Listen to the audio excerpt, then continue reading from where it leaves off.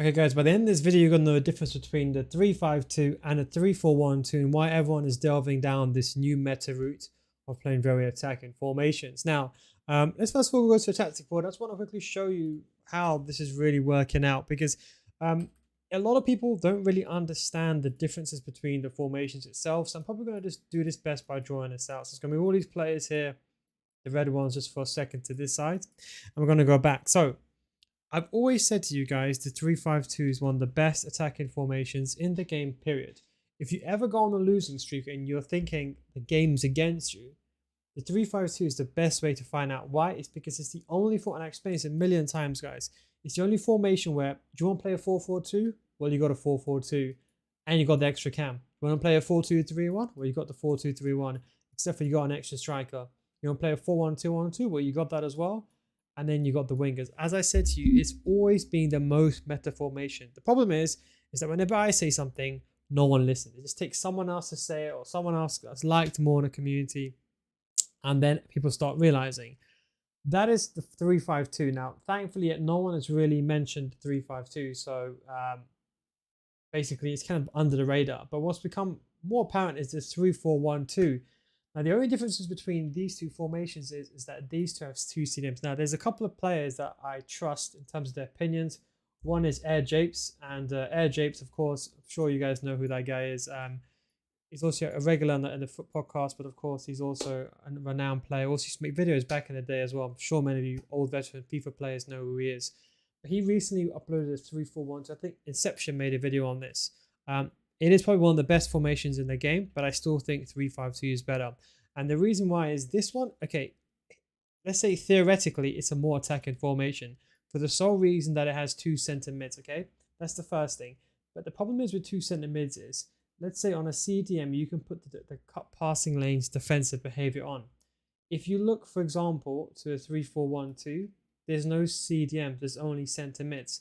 And this is why the 3-5-2 is the most complete formation. Now, some of you guys are going to say to me, hey, no, look, 3-5-2, I can use it, but I get down on the counter attack. Well, this is the thing. All you have to do is, because don't forget, when you defend in a 5-2-1-2. It's actually very easy to defend in. But because you have two CDMs, they sit much deeper when you lose the ball. If you lose the ball with a 3-5-2, all you have to do is just run back with your center backs. Now, I know this because when I started myself, I was struggling because I would find that it takes so long for these players to come back to defense. So when I first used a 3-5-2 in FIFA 19, some of you guys remember when I made that the original 3-5-2, it was when you could defend in a 5-4-1 with two. That was ridiculous, that formation. But ever since then, it's still been a top formation. If you're struggling with this formation, I would say just trust me, okay? Go to tactics, put the defensive style balanced, and put fast players here, okay? Fast players. And when you lose the ball, just run back. Because all you do is, yes, you only have 3 defenders, but when you lose the ball, you only have 3 defenders for about 5 to 10 seconds maximum. Realistically, in about 4 seconds time, even these guys are high up the pitch, they're going to come back and recover. So you just need a temporary player. Now, if you just run back, it solves the issue. The problem is, many of you guys, what you're doing is you're running out with your back 3. You're not running back with your 2 CDMs. You do that, and it will change the way that you play. So that is why a lot of players are using the 3-4-1-2, is because it's basically the exact same thing as the 3-5-2. It's the exact same thing. The only difference is that the left mid and right mids, they're just a bit higher, but they're basically wingers per se, which makes them more attacking. And then you have the central mids. Now, I would still urge most of you guys to use the 3-5-2 because the stability with 3-5-2 is just ridiculously high. 3-5-2 is the only formation where you can actually defend in a bank of 5 and 2 CDMs.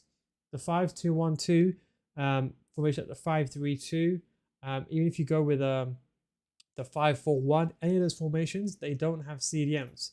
They only have center mids. And unfortunately, they should have been there should be a 3-5-2 diamond in FIFA, but they don't have it. I wish they did. I wish I had a diamond in FIFA, the 3-5-2 diamond. They don't have it in Ultimate Team.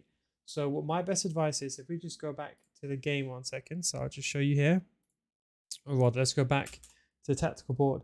So if you're using a 3-5-2, so just mind the numbers. I know they're not really in the correct order, but it doesn't really matter.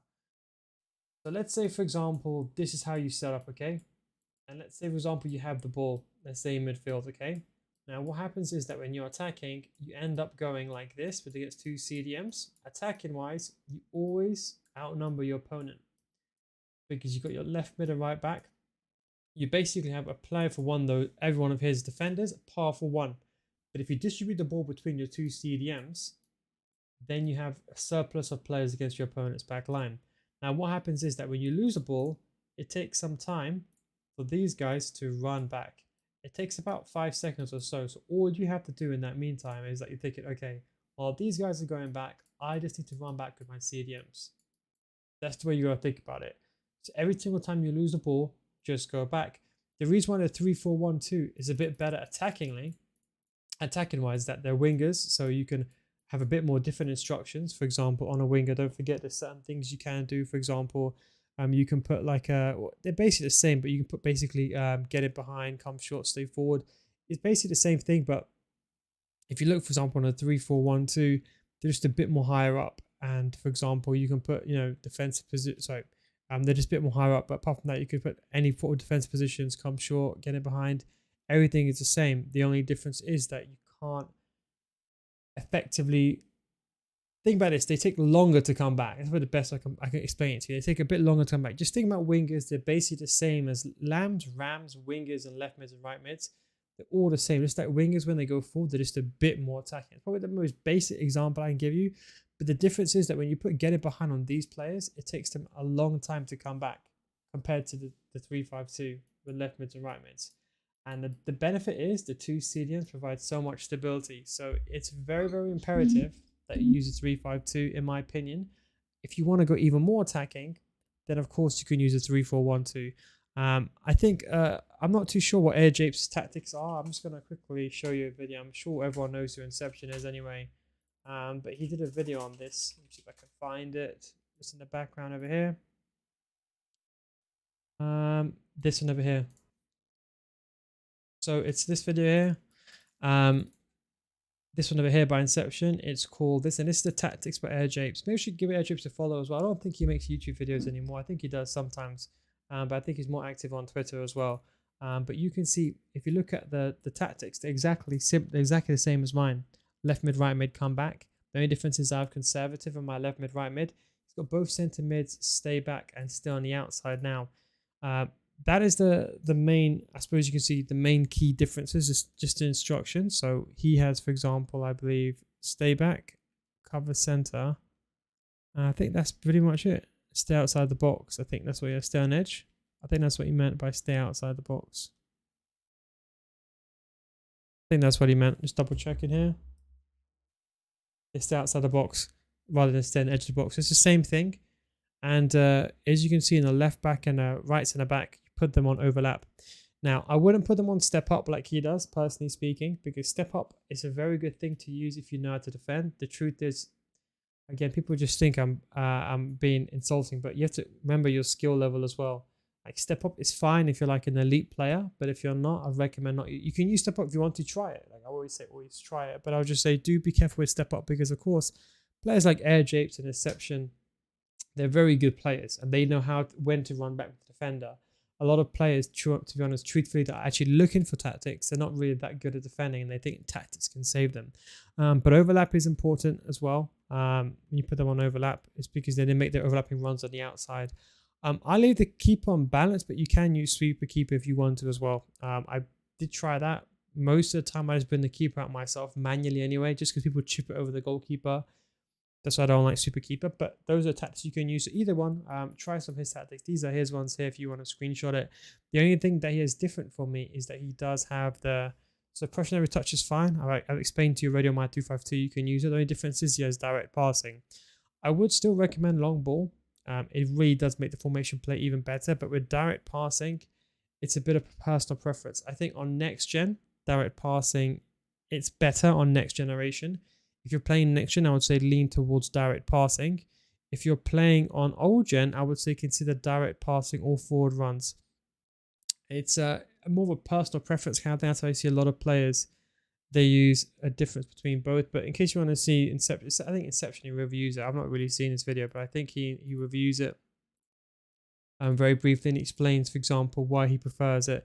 And he pretty much echoes what I think everyone says about the 3-5-2 is that, yes, it's just so good attacking. And as I said to everyone, if you're in that game and you're like, you know what, I'm having a bad weekend league, and you're like, you need a formation, 3-5-2 or the 3-4-1, 3-4-1-2 is your key. So remember, it's a fourth. Remember, literally it's a fourth. People don't understand this, but it's literally, look, it's a 4-4-2, literally right over there. Look, 4-4-2 with a cam. Why does everyone struggle with a 4-4-2? Because it has no cam. Why does everyone struggle with a 4-1-2-1-2? Because it has no left mid and right mid. The left backs and right backs don't act as left mids and right mids. Why does everyone struggle with a not everyone struggle, but why does everyone like the 4-2-3-1? Because it's solid. But you always want two strikers in a 4-2-3-1.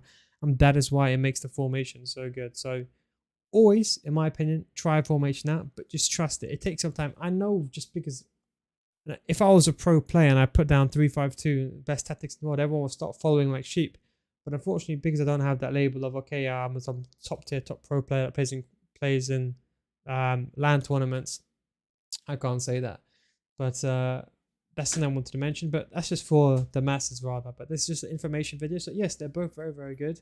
I would recommend his tactics because they're very similar to mine, almost very identical. There's just a few small differences. Either use direct passing or forward runs. But I would strongly urge you to use the 3-5-2 just simply because it has the two CDMs. And the reason why I want to point this out is that when you lose the ball, and this I think is the most important thing, is when you lose the ball. So I go back over here.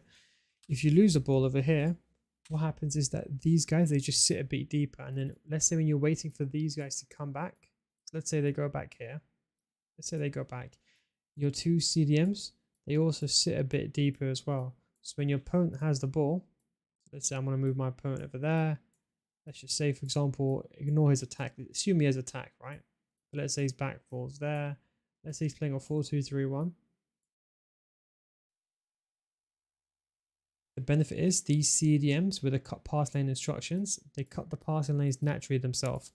Yes, if you're good enough, you can move them, but their natural position, they sit a bit deeper, and that allows you to A, capture the ball better, and B, it stops the passes going from this player and back and forth between these two guys. That's why it's so imperative, because if your opponent can do like it, because this is how it realistically will look like when you're defending, CDMs will be there. And because these guys aren't cut passing lanes, if you run out with one, this guy for example, or you run over there, you'll be fine because that player can recover. Or you can put one of the strikers on comeback and defense, and you can defend in 5-3-1-1. So a bit more stability, but you defend in a 5-3-1-1. So if you want to apply a lot of pressure with the midfielders, feel free to use that.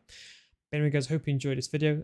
This is just a comparison of the 3-5-2 versus 3-4-1. People ask me which one is better, what's the differences. They're both very, very good. They both have the same attacking philosophy, except for the 3-4-1-2 is a bit more attacking, especially the centre mids, how they're a bit more higher up the pitch. It's better to connect the two strikers and the centre mids. A lot of you guys will prefer that, but I would still say go with the 3-5-2, just a bit more stable. And yeah, two CDMs will save a lot of you guys. Anyway, thanks for watching. Take it easy, of course. I'll catch you next time. Peace out.